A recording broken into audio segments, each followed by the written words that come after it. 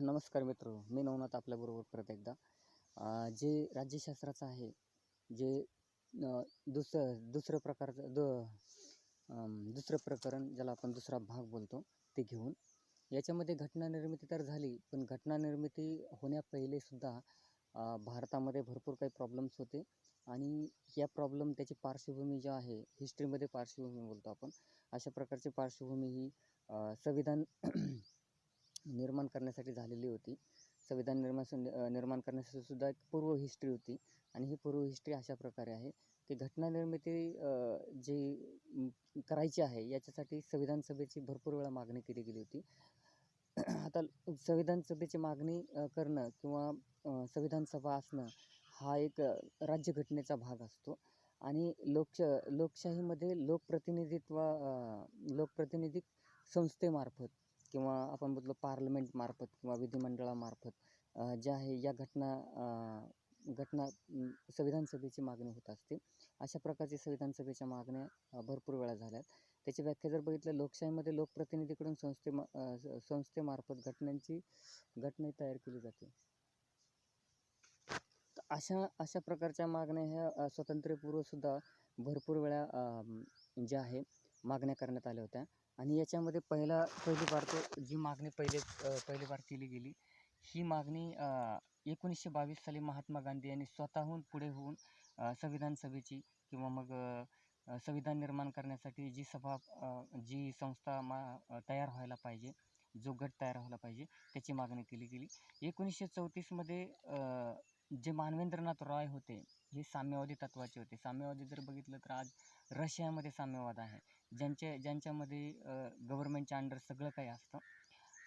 गव्हर्मेंटच्या अंडर जे काय आपण बोलतात ना, कोणतेही पर्सनल व्यवस्था नसते, पर्सनल इस्टेट नसते, पर्सनल कुठल्याही प्रकारची इस्टेट नसल्यामुळे ती सगळी इस्टेट ही गव्हर्मेंटच्या ताब्यामध्ये असते आणि त्याचा वापर फक्त समाजाने करायचा असतो, लोकांनी करायचा असतो. लोकशाही जी आहे अशा प्रकारची ही नसते. तर साम्यवाद हा वेगळा भाग आहे आणि मानवेंद्रनाथ हे साम्यवादाचे तत्त्वक होते आणि या साम्यवादी मानवेंद्र रॉय यांनी साम्यवादाची मागणी केली. त्यानंतर 5 आणि 7 डिसेंबर 1934मध्ये काँग्रेस केंद्रीय संयुक्त समितीचा अहवाल त्यांनी फेटाळून लावला आणि फेटाळून लावून पुन्हा एकदा जी आहे ही मानवेंद्रनाथ रॉय यांनी अशा प्रकारची संकल्पना मांडली की अशी एक सभा असायला पाहिजे, ज्याच्याद्वारे जे सदस्य निवडून येऊन त्यांच्यामध्ये एक संविधान सभा स्थापन व्हायला पाहिजे आणि त्यांनी अशा प्रकारची घटना निर्मिती करायला पाहिजे. अशा प्रकारचा हा एक त्यांनी हट्ट धरला. 1938मध्ये पंडित जवाहरलाल नेहरू यांनी संविधान सभेची मागणी केली. त्याच्यानंतर 1940मध्ये लॉर्ड लिनलिथगो, जे ऑगस्ट ऑफर ज्याला बोलतो आपण, याच्यामध्ये ही जी घटना निर्मितीसाठी जी संस्था स्थापन व्हायला पाहिजे याची मागणी केली गेली. 1942मध्ये सर स्टॅफर्ड क्रिप्स यांनी या योजनेमध्ये सुद्धा भारतीयांनी जे तत्त्व निर्माण करावे अशा प्रकारची मागणी केली गेली. अशा प्रकारचे मागणी पुन्हा एकदा झाली. 1946मध्ये कॅबिनेट मिशन प्लॅन या कॅबिनेट मिशन प्लॅनच्या अंतर्गत सुद्धा संविधान सभेची मागणी केली गेली आणि अशा प्रकारच्या ह्या मागण्या होत असतानाच जे आहे संविधान सभेची रचना काय होती याच्यामध्ये त्यांनी सांगितलं गेलं. कॅबिनेट मिशन प्लॅन ही एक त्रिमंत्री योजना होती 1946मध्ये. याच्यामध्ये जी संविधान सभेची त्यांनी मंजुरी दिली गेली, याच्यामध्ये 389 असे सदस्य असतील टोटल असं सांगितलं गेलं. या 389मध्ये 292 हे ब्रिटिश प्रांतातील असतील, ब्रिटिशांच्या ताब्यात असलेला प्रांत, या प्रांतातील निवडून आलेले लोक हे याच्यामध्ये 292 असतील. त्यानंतर सदस्य हे चीफ कमिशन, काही सदस्य म्हणजे 4 सदस्य चीफ कमिशन प्रांतातून, जसे चीफ कमिशन प्रांत जर बोलला आपण तर दिल्ली, अजमेर, मारवाड, कुर्ग व बलुचिस्तान अशा प्रकारचे हे सदस्य असतील. अशा प्रकारची ही व्यवस्था होती. त्यानंतर जे 93 सदस्य हे असतील ते भारतीय संस्थानिकामधून निवडले जायचे. संस्थान जसं आपण बघतो ना, हैदराबाद हे संस्थान होतं, अशा प्रकारचे संस्थान आहेत. अशा प्रकारच्या संस्थानातूनही 93 सदस्य निवडले जातील अशा प्रकारची वस्तू होती. 1935च्या कायद्यानुसार असं ठरवलं गेलं की अप्रत्यक्ष लोकप्रतिनिधीकडून 10 लाख लोकसंख्या जिथं असेल, 10 लाख लोकसंख्येचा जो प्रदेश असेल तिथून एक सदस्य निवडला जावा, अशा प्रकारची ही याच्यामध्ये तत्त्व होती. याच्यामध्ये 3 प्रमुख गट केले गेले. एक शीख, मुस्लिम, साधारण आणि सामाजिक प्रतिनिधित्व त्यांना दिलं गेलं. याच्या निवडणुका झाल्या 1935च्या याच्यानुसार कायद्यानुसार. निवडणुका झाल्यानंतर ज्या आहे ब्रिटिश प्रांतातून 296 लोक निवडले गेले जुलै ऑगस्ट 1946मध्ये. काँग्रेस जे आहे राष्ट्रीय काँग्रेस, जे 1885 साली स्थापन झालेलं, या राष्ट्रीय काँग्रेसकडून 208 जागा मिळाल्या त्यांनी. एक सगळ्यात मोठं बहुमत यावेळी पण होतं. 208 जागा या काँग्रेसने मिळवल्या होत्या. आणि मुस्लिम लीगमधून 73 जागा निवडून आल्या. तर 15 लाख ह्या ज्या युनिस्ट पार्टी म्हणून होती, या युनिस्ट पार्टीकडून आल्या. तर युनिस्ट पार्टी एक मुस्लिमांची पण होती. याच्या युनिस्ट शेड्युल्ड कास्ट आणि फेडरेशन, शीख, गैर काँग्रेस म्हणजे काँग्रेसमध्ये जे नाही आहेत अशा प्रकारचे हे जे सदस्य निवडून आले, ते 15 जागा त्यांच्या होत्या. अशा प्रकारची ही व्यवस्था होती.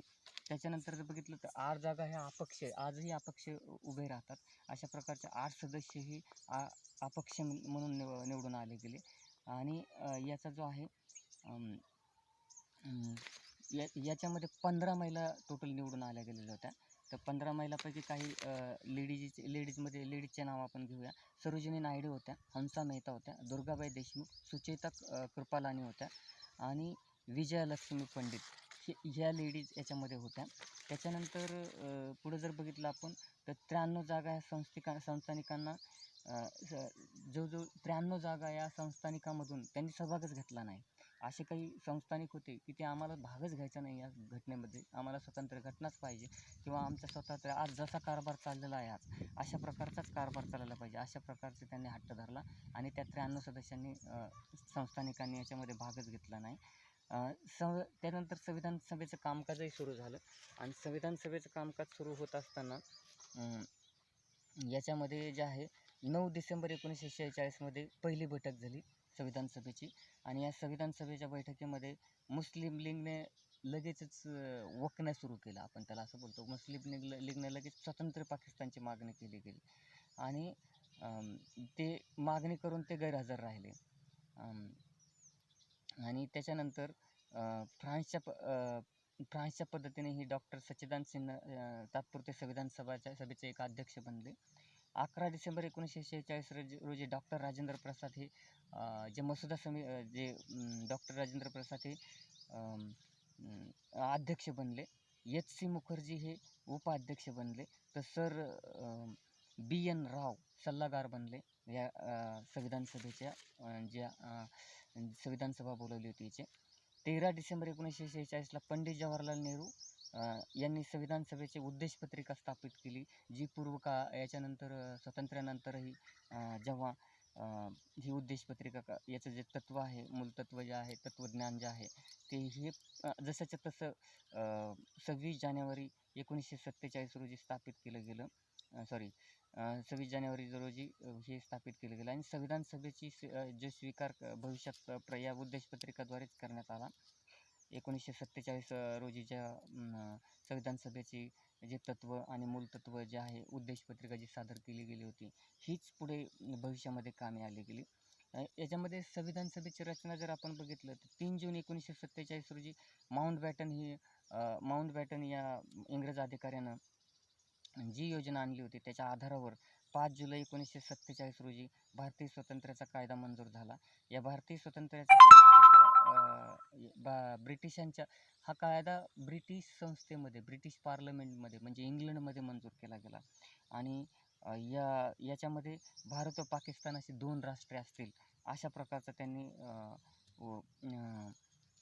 तत्त्व मांडले गेले. आणि त्यानंतर 2 राष्ट्र निर्माण झाले, एक भारत आणि एक पाकिस्तान, अशा प्रकारचे 2 राष्ट्र निर्माण केले गेले, उदयास आले गेले आपण असं बोलूया. त्याच्यानंतर 28 एप्रिल 1947ला 6 संस्थानिक जे संस्थानिक होते ते संस्थानिक बडोदा, बिकानेर, जयपूर, पटियाला, रेवा आणि उदयपूर अशा प्रकारचे हे 6 संस्थानं वेगळेच राहतील अशा प्रकारची भूमिका त्यावेळी घेतली गेली. संस्थानिक व भारतीय मुस्लिम याच्यामध्ये समाविष्ट होते. 1947च्या कायद्याने ब्रिटिश संस्थेमध्ये जी मंजुरी भेटली त्याच्यामध्ये सार्वभौम अशा प्रकारच्या शब्दाचा उल्लेख केला. सार्वभौम या शब्दाचा अर्थ असा होतो की जे काही ब्रिटिश संस्था तिकडे निर्णय घेईल याच्यामध्ये सुद्धा बदल करण्याचे निर्णय भारतातली जी संविधान सभा असेल याच्यामध्ये याची ताकद असेल की तिकडे कुठलाही संविधानच्या विषयी किंवा कुठलाही भारताविषयी कायदा केला गेला असेल तर त्याच्यामध्ये भारतातील संविधान सभेमध्ये बदल केले जाऊ शकतात अशा प्रकारची तरतूद यावेळी केली गेली. अशा प्रकारचे सार्वभौम हा शब्द पहिल्यांदा तिथे यूज केला गेला आणि या सार्वभौम शब्दाचा वापरही केला गेला. याच्यानंतर मग सार्वभौम सत्तेच्या नंतर घटनात्मक बदलही केले गेले आणि घटनात्मक बदल सतत होत राहिले. संविधान सभा ही पुढं यालाच एक वेगळं रूप देऊन कायदेमंडळ निर्माण केलं गेलं. कायदेमंडळ स्वरूप त्याला प्राप्त झालं आणि घटना निर्मिती व कायदे करायचे अधिकार त्यांना प्राप्त झाले. 17 नोव्हेंबर 1947ला एक स्पीकर ज्याला अध्यक्ष म्हणतो अशा संविधान सभेच्या कायदेमंडळाचा अध्यक्षही निवड झाला गेला. त्यानंतर 1949 व 26 जानेवारी 1950ला ही तात्पुरती जी संविधान सभा होती ज्यालाच कायदे मंडळाचं स्वरूप प्राप्त झालेलं होतं हीच तात्पुरती यालाच रचना देऊन अशा प्रकारची ही घटना निर्मिती केली गेली आणि हीच घटना 1950ला सर्व जनतेनं स्वीकारली. आता याच्या पुढील जो भाग आहे अतिशय महत्त्वाचा भाग जो आहे आपण पुढे बघणारच आहोत. मी एवढंच तुम्हाला सांगू इच्छितो की माझ्या मोटिवेशनलला सपोर्ट करण्यासाठी तुम्ही माझ्या व्हिडिओला नक्कीच लाईक करा आणि अशाच प्रकारचं सखोल ज्ञान घेऊन तुमच्याकडे हिस्ट्री रूपानं जो आहे पॉलिटिक्स सायन्स हा विषय तुमच्याबरोबर आणणार आहे. माझ्या व्हिडिओला लाईक करा त्यानंतर माझ्या चॅनलला सबस्क्राईब करा आणि कमेंटही करा. तुम्हाला जे काही याच्यामध्ये काही गलत असेल काही हे असेल ते याच्यामध्ये कमेंट करून मला नक्की सुचवा म्हणजे मला याच्यानंतर बदल करायला आणि व्यवस्थितरित्या अशा प्रकारचं तुम्हाला पूर्ण नॉलेज मी देत राहील. धन्यवाद सगळ्यांचा या व्हिडिओला बघितल्यानंतर. धन्यवाद.